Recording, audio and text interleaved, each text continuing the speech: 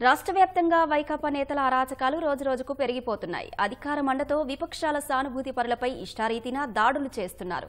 ప్రజాగళం సభకు వెళ్లాడనే అక్కసుతో ప్రకాశం జిల్లాలో వైకాపా వర్గీయులు ఓ తెలుగుదేశం కార్యకర్త నిండు ప్రాణం తీశారు.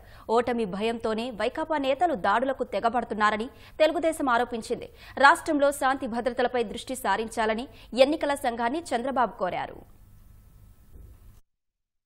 ప్రకాశం జిల్లా గిద్దలూరు నియోజకవర్గంలో వైకాపా నేతలు రెచ్చిపోయారు. ప్రజాగళం సభకు వెళ్లాడనే నెపంతో తెలుగుదేశం కార్యకర్తని దారుణంగా చంపేశారు.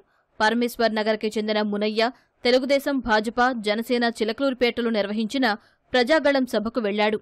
ఆగ్రహించిన వైకాపా వర్గీయులు సోమవారం గొడ్డలితో దాడి చేశారు. తీవ్రంగా గాయపడ్డ మునయ్యని గిద్దలూరు ప్రభుత్వ ఆసుపత్రికి తరలించి ప్రథమ చికిత్స అందించారు. అనంతరం మెరుగైన వైద్యం కోసం హైదరాబాద్ తరలించారు. ఆసుపత్రిలో చికిత్స పొందుతూ మంగళవారం తెల్లవారుజామున మునయ్య మరణించాడు.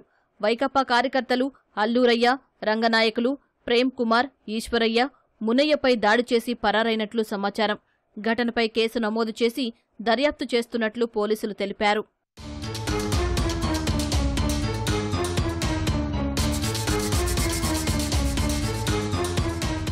మునయ్య, నంద్యాలలో ఇమాం హుస్సేన్ హత్యలను తెలుగుదేశం అధినేత చంద్రబాబు తీవ్రంగా ఖండించారు.